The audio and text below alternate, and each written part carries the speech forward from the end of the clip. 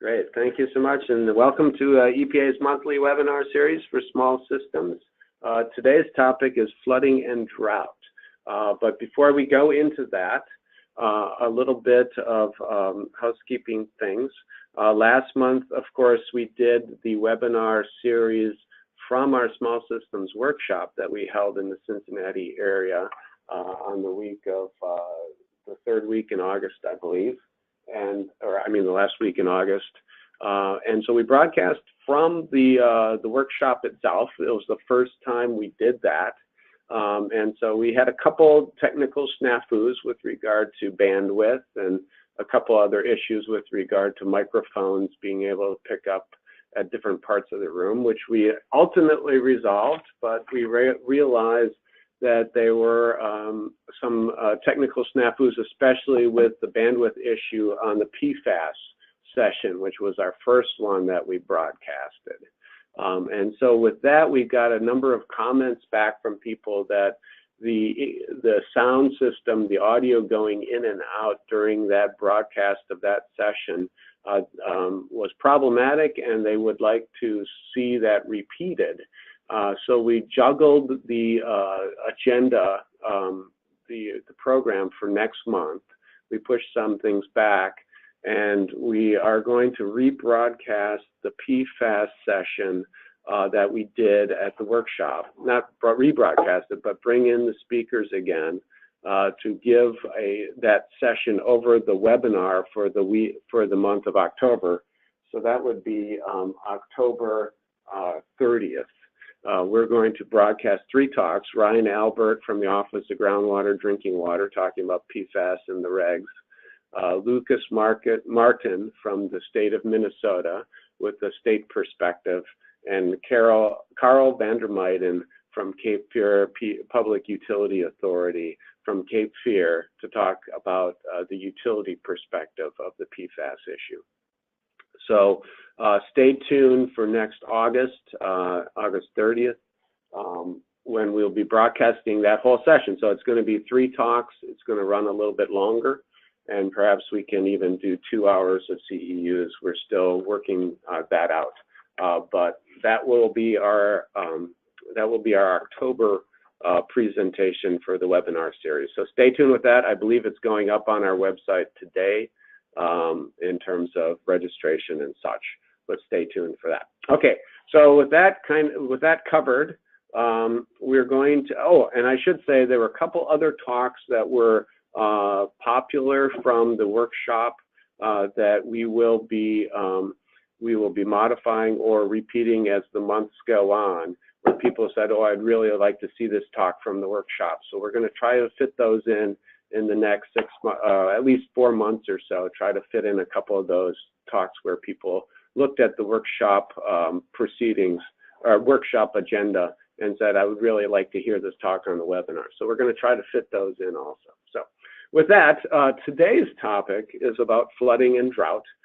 Before we start, on the bottom of the page here is the webinar support number. Actually, it's kind of in the middle.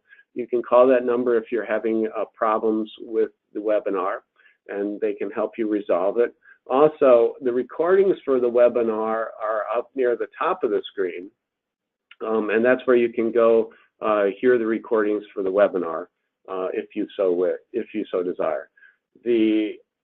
Also, we do offer a continuing education contact hour. It's only for this live webinar broadcast. You can't go back and look at the recordings and get an hour by looking at the recordings, but only for this live webinar presentation.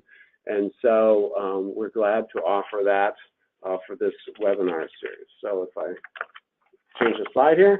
So the requirements, as we do every month, you must be registered for the live webinar or be in a room with somebody who is registered. You must attend for 60 minutes.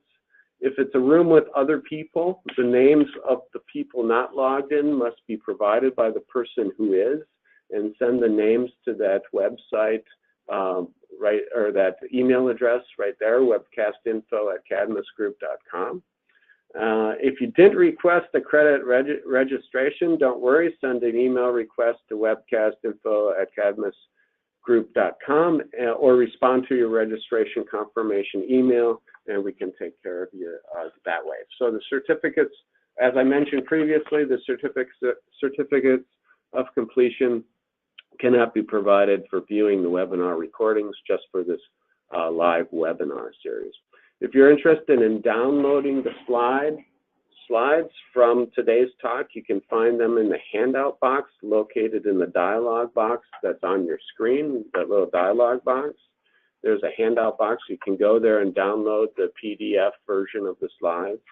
Also, if you have questions for the speakers, please type them in the questions box, another little thing you can click on in that same dialog box.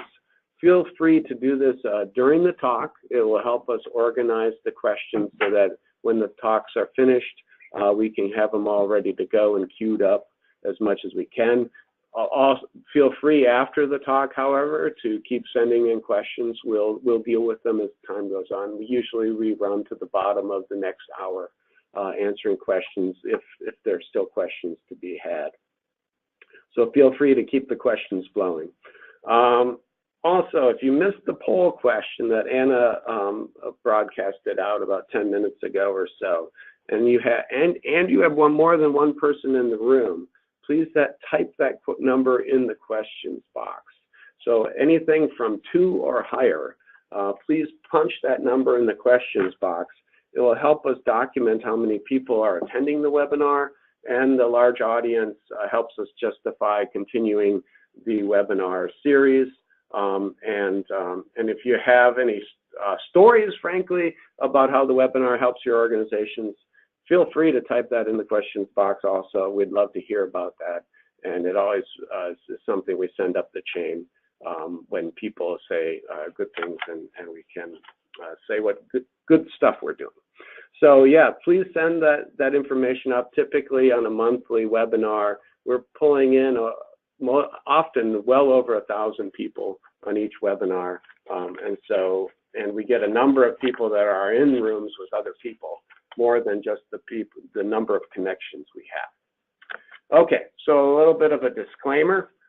This is our typical EPA disclaimer that we put up every month that we need to do, and we will go right to our first talk.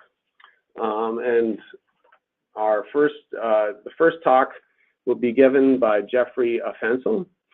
Jeffrey is an environmental scientist with the Office of Groundwater and Drinking Water's Water Security Division within EPA's Office of Water in Washington, D.C.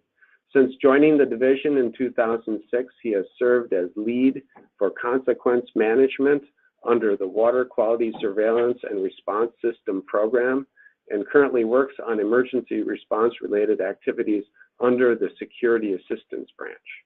Prior to joining EPA, Jeffrey worked as a technical instructor for the New England Waterworks Association, where he conducted numerous training programs on drinking water-related topics. He holds a BA degree in biology from Providence College and an MS in environmental science from the University of New Haven. So with that, I will introduce Jeffrey, and I'll give it over to him. But before I do, as we're switching slides, I'll mention that our second speaker was pulled away for a number of things, David Goldblum-Helsner. But the good news is that Jeffrey Fensel will be presenting our second talk also, and we'll be able to handle questions from both talks.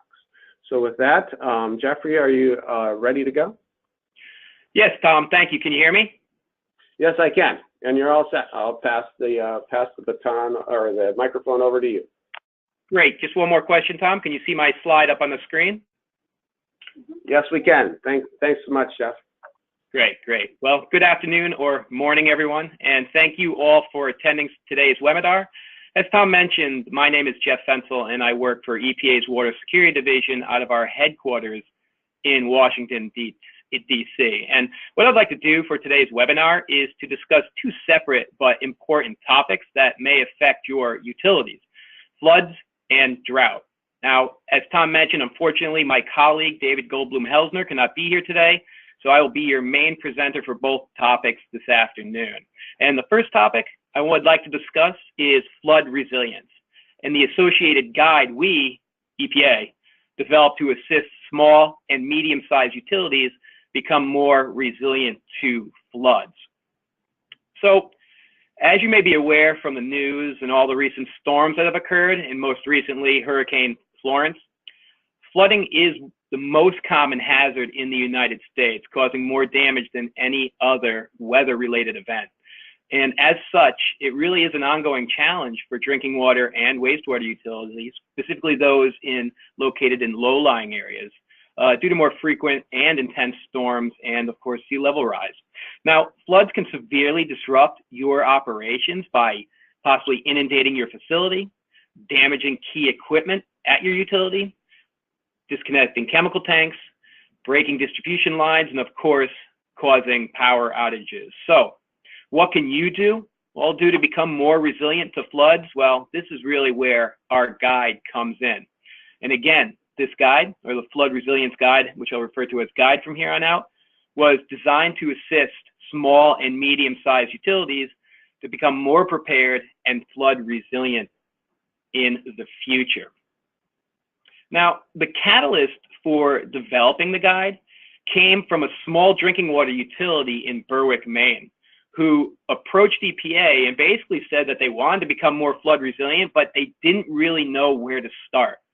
So what we did was we conducted a pilot project working with the Berwick Water Department and also the State Primacy Agency, where we conducted a site visit and corresponding evaluation and ultimately provided overall recommendations to the utility to increase their resilience to flood. We had then applied that approach that we used in Berwick and broadened it to become our new flood resilience guide. So all those lessons learned, the approach we took in Berwick, Maine, the small water utility, was used for the content to develop this guide. Now, of course, the guide doesn't have all the answers, but it does have a logical, step-by-step process, which you'll see shortly, to really help you find your threats, your vulnerabilities, the mitigation measures you may want to take, and really, in the end, develop an action plan to increase your system resiliency to floods.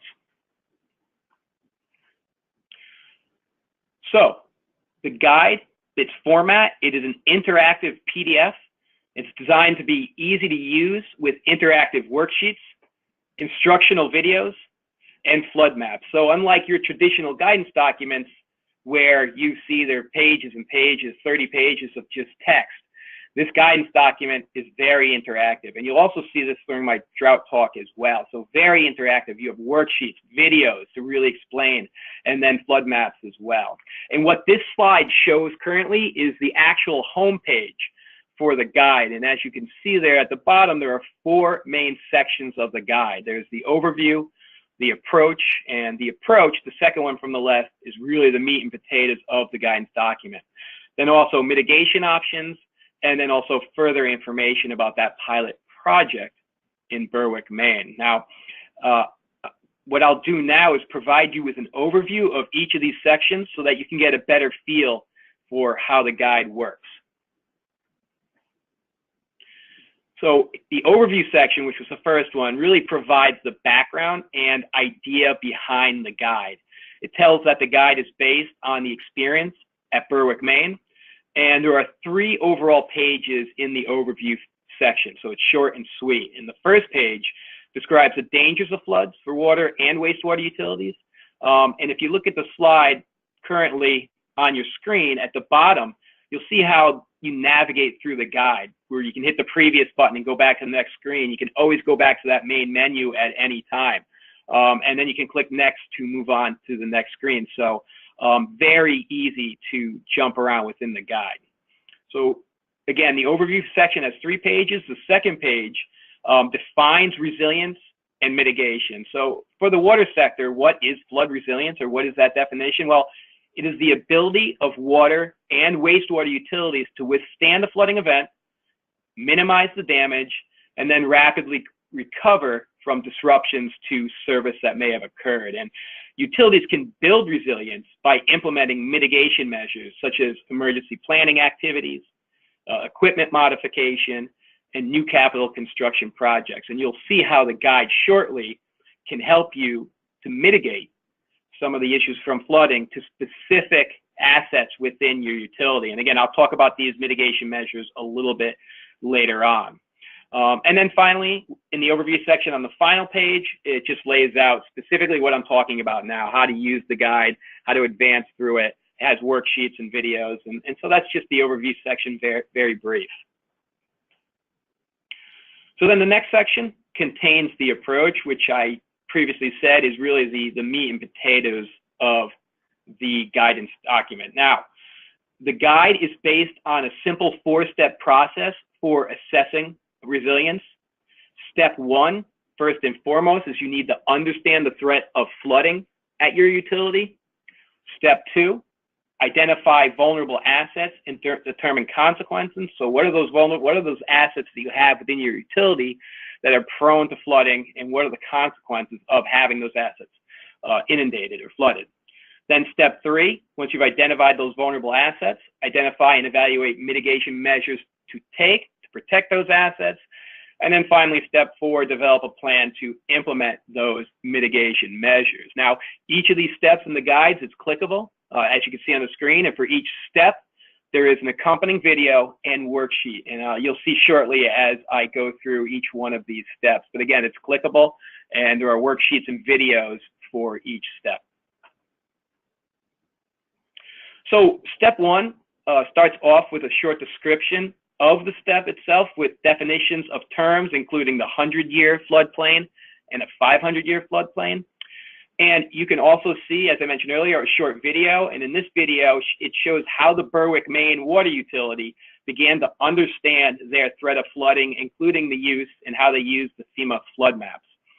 And to understand the threat of flooding at your own utilities, you are given a worksheet to work from. And you can access the worksheet by clicking on the icon highlighted in blue. If you see that on the slide in the bottom right-hand corner there, highlighted in blue, you just click on that worksheet and it'll pop up. And this next slide actually shows an example of that specific worksheet. And it lists several activities to complete. And it also includes tables to organize the information. So within the worksheet, the tables are completed with example data, but you can just click on an icon at the top where you see in red there and pull up a blank table to enter the information for your utility as shown on the right-hand side of the slide there. So to complete step 1 and really understand the threat of flooding at your utility, you'll need to look at the FEMA flood maps. And in the guide, very easy, on the bottom right hand of the worksheet, highlighted in blue there, you'll see a picture icon, and that you click on that and it'll send you to the FEMA site. And what you'll see once you get to the FEMA site is you'll see what a flood map looks like. You could check out what it means to be in a 100-year or 500-year floodplain. And easily you can download a flood map for your utility location. So that's an important aspect or important part of step 1, which is understanding the threat of flooding at your utility. And so once you understand the threat of flooding at your utility, you can then identify vulnerable assets at your utility and determine consequences, which is step 2 of the process. And similar to step 1, you'll see a short description, but also an accompanying video, as well as another worksheet. Again, same location, bottom right-hand corner. And in this case, under step 2, the specific worksheet, once you pull it up, what it does is it guides you to walk around your utility, measure elevation of utility assets such as pumps, determine if these assets will be underwater in a flood, and then identify how it may impact your utility. And so really the ultimate goal of this step is to identify which assets at your utility have a priority need for flood mitigation. So which of those assets are vulnerable to flood, the consequences of losing that asset, which will give you a better idea of the priority to protect those assets. Then you can jump into step 3. And step 3 is really about both identifying and evaluating mitigation options. And as you can see from the screen, similar to step 1 and 2, it provides you with a video and also a worksheet. The worksheet in this step asks you to identify mitigation measures, and there is an icon within the worksheet to guide you to various mitigation measures, which, if you recall from when I showed you all the sections of the guide, mitigation measures is its own section in the guide. So I'll get to that shortly once we jump outside of section 2. But if you recall, one of the major sections of the tool were mitigation options. So you'll see how that section of the tool shortly helps you with step 3. Now, just to note, the step also gives guidance on how to structure the plan and identify leads and funding sources, such as funding through your utility or from state or federal agencies. Now, there's a separate EPA tool developed. It's called Fed Funds, which is short for Federal Funding for Water and Wastewater Utilities and Natural Disasters. And that tool shows you how to get federal money for mitigation measures. And it's a web-based tool that provides information about applicable federal disaster funding programs from such agencies as FEMA, EPA, USDA, and a few other agencies as well. If you're interested in finding that product, we can get you the link. But also, if you just Google EPA Fed Funds, you'll be pretty much directed right to that tool.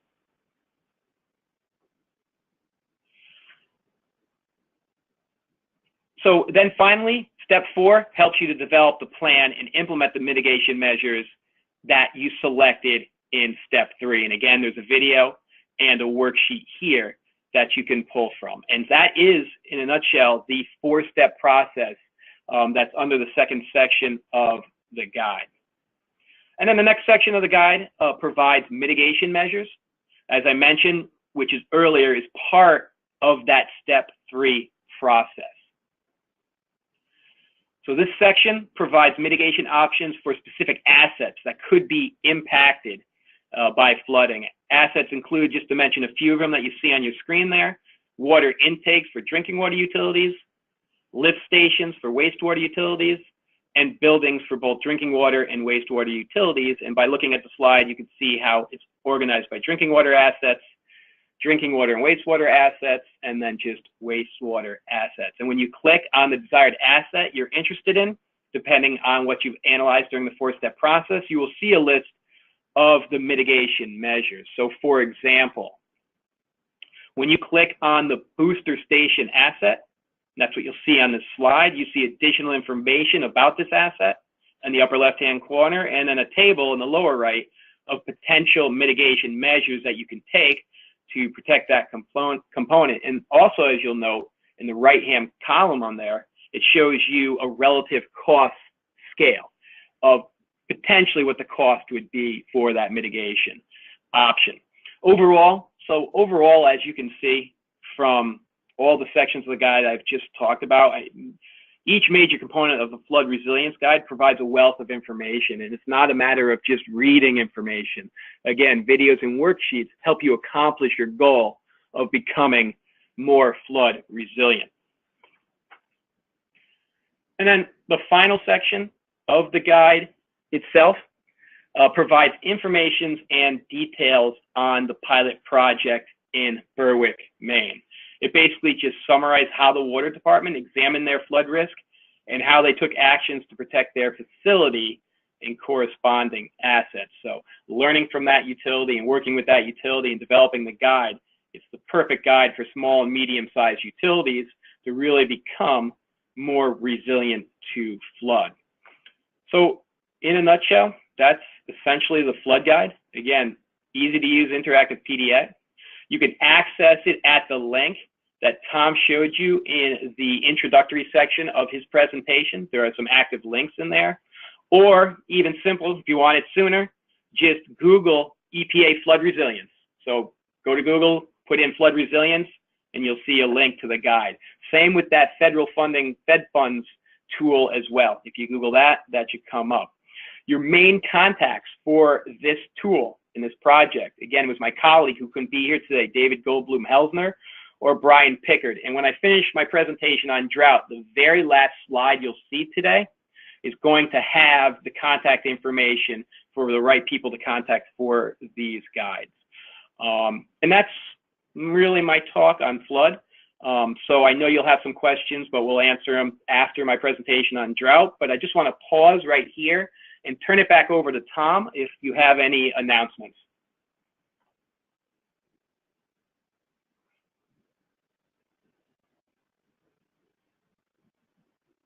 Tom? Tom? Hello?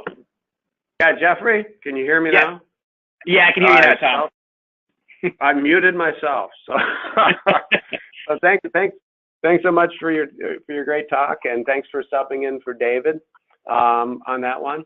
And I do have a couple housekeeping duties in between talks. Typically, we introduce the next speaker, but I don't think I have to do that because Jeffrey will be giving his talk next. But I was told that when I was talking before that I mentioned August for this new session. We're broadcasting on PFAS. But I think I got it right at other times. So the workshop was held in August. We had a session. There were some audio problems, and we're rebroadcasting that on October 30th. And the speakers will be Ryan Albert from the Office of Groundwater Drinking Water, Lucas Martin from the state of Minnesota with the state perspective, and Carl Vandermeiden from the Cape Fear Public Utility Authority in Wilmington, North Carolina. And they will reprise that session that had audio problems that was held in August, but now we're rebroadcasting it in the next webinar, October 30th.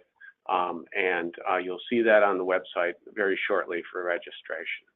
So another little tidbit that we usually cover in between talks is if you missed the survey that Anna put up in the very beginning, and the poll question, and you have more than one person in your room, say you've got 2 or more, type in 2 or whatever number it is in your room in the questions box. That helps us document how many people are actually listening in to the webinar series. It helps document the importance of the webinar series for us and for those people in the agency that handle funding and such things like that, that lets us continue this webinar series. So I really appreciate putting those numbers into the question box.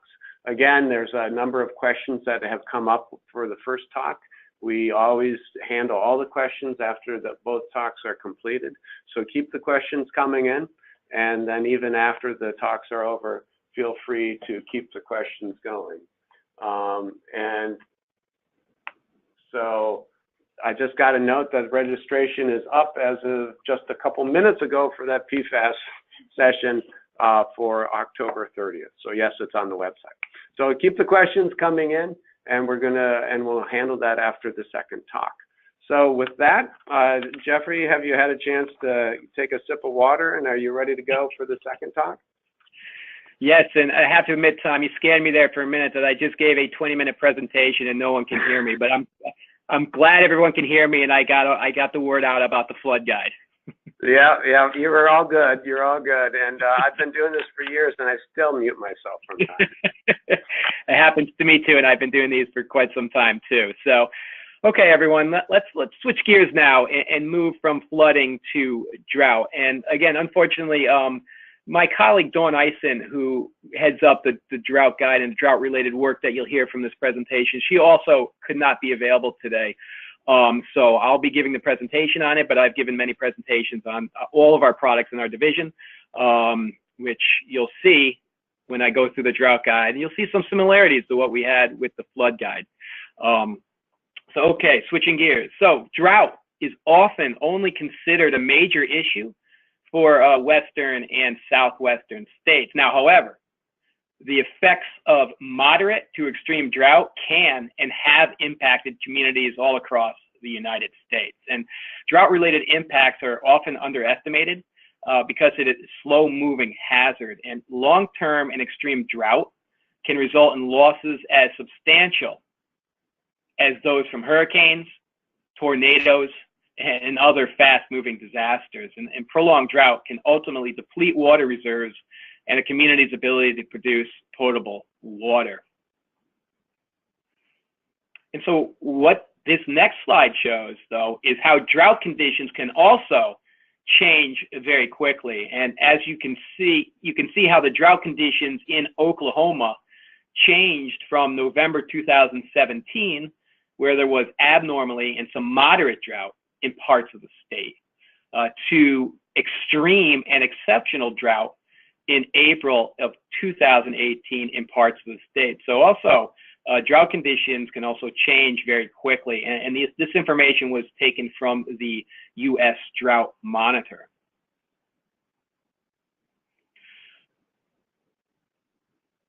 Now, to assist small and medium-sized utilities with drought, we, EPA, have developed a user-friendly tool that outlines some short-term actions to respond to drought. But it can also be used, though, by utilities preparing for or recovering from drought.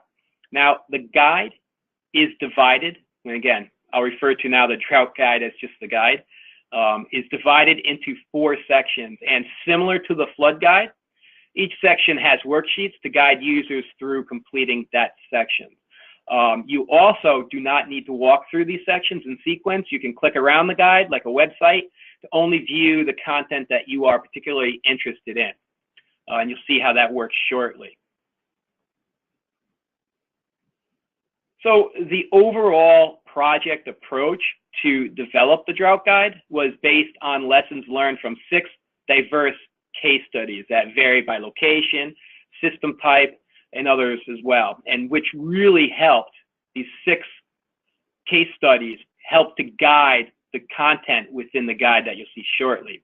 And we also worked with a water sector focus group made up of representatives of utilities, water sector associations, primacy agency that really helped us throughout the guide in its development. Now you can see that the case studies there on the right-hand side of the slide were for different parts of the United States, including California, Texas, New Mexico, Georgia, Kansas, and Oklahoma. And by doing these varied case studies, this ensured geographical diversity and then variation in water systems. For example, surface water systems versus groundwater in the pilots and the case study utilities. And so, as you can see, very similar to the flood guide, this next slide shows the home page for the drought guide. And after the overview and navigation section, which you see on the left-hand side of the screen, there are 4 main sections. The first 3 cover a variety of drought response and recovery topics that you see circled in the red dash there, such as staffing, response plans and funding, water supply and demand management, and communication and partnerships. And I'll get into a little bit more about what those sections contain shortly. Now, the last section that you'll see highlighted with the blue dots on the right-hand side of the screen focuses on the 6 case study utilities that were involved with the project, and also links to the external case study map or geo platform, and then video site, which I'll go through shortly, and you'll see how there is accompanying videos and information for each of those case studies. So again, this is the cover page for the guide, very similar, where you can click and access any section similar to the flood guide. So once again, similar to the flood guide, this drought guide is an interactive PDF where you can quickly navigate the information you want. It contains simple icons for tabs, worksheets, and videos.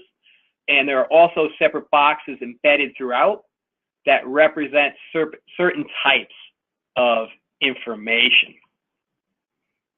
And you, again, in the bottom right-hand corner, circled in black, you'll see previous, next, home, quick navigation between the sections and pages. So really easy to get around. Now, for each section, text is broken up into key points and bolded lists, which makes it really easy to read and process. And the guide also includes customizable worksheets and a spreadsheet, which is shown in the orange box on the slide in the upper right. It includes best practices coupled with case study examples, which is shown in the red box. After the drought, or as conditions improve, which are essentially considerations for building long-term resilience, which is shown in the green box in the lower right. And then finally, it includes links and other helpful resources shown in the black box. So you get all this information right on in each section of the tool. So as I mentioned previously, the guide covers a variety of topics built out into sections. The first one it covers is staffing, response plans and funding. And what that section includes is first, developing your drought response team and drought plan. It gives you ideas who should be part of your drought response team within the utility and external partners as well. It also includes information on training and exercising drought response tools and tips. And as we know from developing other plans, such as emergency response plans or flood plans, once you have your plans in place, or even when developing your plans, you need to conduct training and exercises to make sure those plans work as designed and tweak them as appropriate. So training and exercising on your plans is extremely important. So in the guide here, you get information on that. And also in this section, you'll receive information on recovering lost revenue due to the drought, as well as finding sources of potential funding. So that's one section. The next section also includes information on water supply and demand management. And what's included in this section is first estimating your available groundwater or surface water supplies, where you can actually use an Excel spreadsheet here with built-in formulas that will give or provide steps to help you answer the simple question, basically this. The spreadsheet says, well, how much more water water supply do I have? And how long will it last based on the current and forecasted demand, weather condition, and other issues as well. So again, easy to use spreadsheet to help you answer that simple question. And now this section also provides information on improving system efficiency and reducing customer demand. And that includes leak detection and repair, lowering system pressures, and other issues as well. And then finally, this section, you can identify options for additional water supplies, such things as interconnecting with a nearby utility if possible, and floating intake structures in river or reservoirs, temporary low-head dams to increase water levels, and then other options as well. And then finally, another section as part of the tool is communications and partnerships. And included in that section is first how to communicate drought issues, solutions to customers and decision makers. Obviously, you need to communicate, very important during a drought, that you communicate with your customers and how to go about doing that, and some of the solutions for doing that. Also, examples of unique partnership and outreach efforts, who to partner with. What are some of these outreach efforts to help us with drought resilience? And then finally, it provides a list of suggested partners to consider reaching out to. And you'll see the bulleted list of all the partners within and outside of the utility that is recommended that you partner with. So those are three major sections of the tool.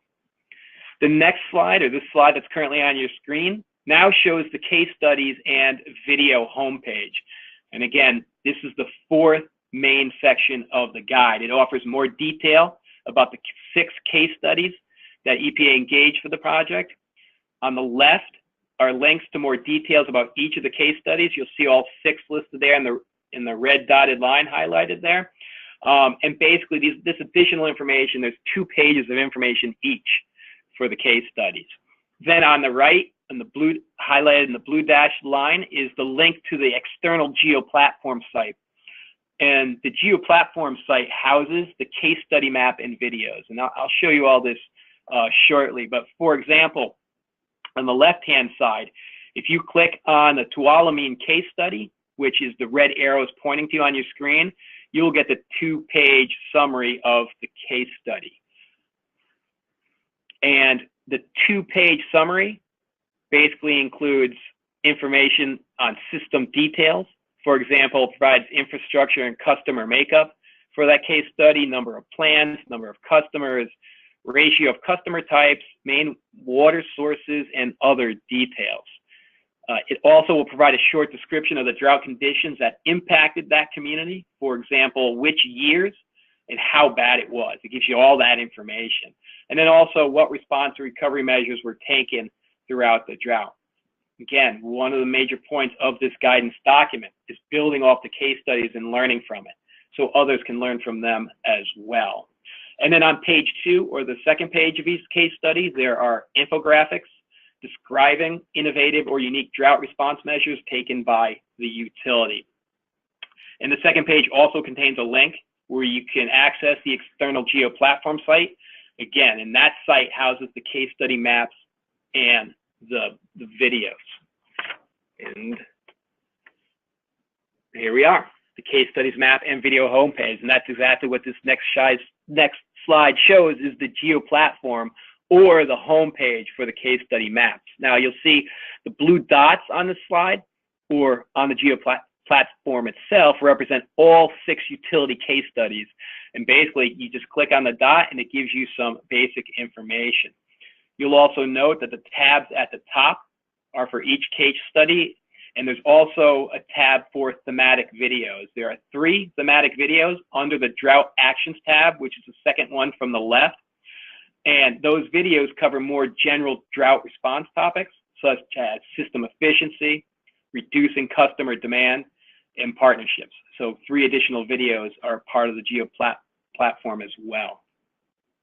So when you click on one of the case study tabs, in this case, in the slide you currently see, I clicked on Clinton, Oklahoma.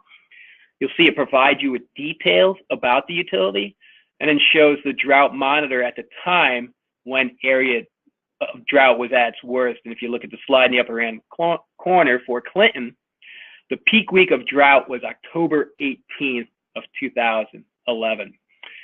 You'll see it also provides information on the impacts and response action plans, plus a 5 to 6 minute YouTube video of the utility's story. Basically, it summarizes the case study in general. Just clicking on that video on the left gives you all the information. So the map is interactive and allows users to see how communities and states in the region were also being impacted by drought at the time. It's a pretty cool map, the Geo platform map. So when you get a chance and you can download it, you really can learn a lot from these various case studies. So essentially, that's the drought guide in and of itself. But just note that we are also currently in the process of updating the guide to include a number of new resources. And I want to take a few minutes to go through those new resources shortly. But they're listed here on this slide. The first one, that actually was published in the fall 2017, is a customizable drought response plan template for utilities. And you'll see how that operates shortly. We're also adding 2 additional case studies to highlight the benefits of using recycled water and drought response for communities with island geographies. So 2 new diverse case studies to look at. And then also a revamped look at that Geo platform I just showed you, as well as a brand new section which allows utilities to share their own drought stories. Just note, updates to the Geo platform are scheduled to be published, I was told, at any minute. So don't be surprised if you go to the link today or sometime this week or early next week. These updates that I'll be talking about now will be posted. So very timely.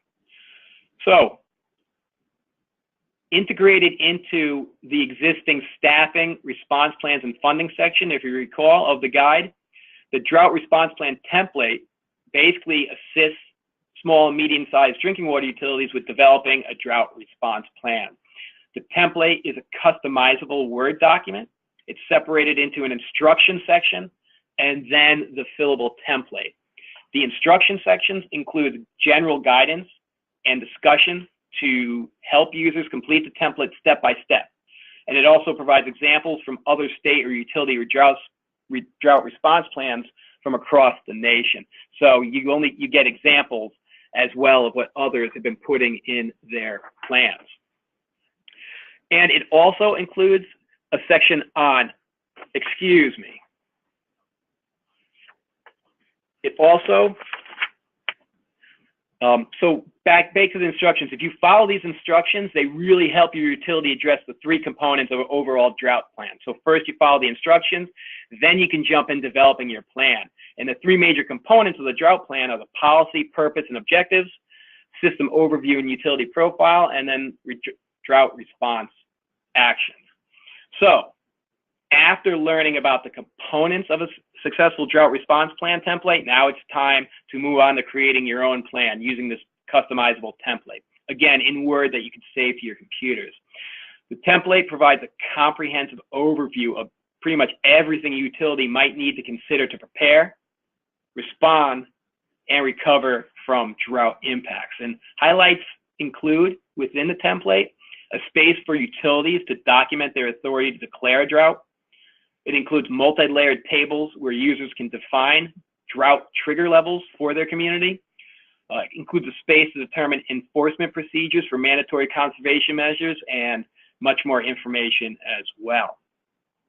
Now, we do recognize that all water utilities have unique challenges related to managing their water supplies and operating their systems during drought conditions. And so the fillable template gives you that flexibility to change the information or add new sections based on the needs of your individual service area. So it's flexible and customizable based on your utility's own needs.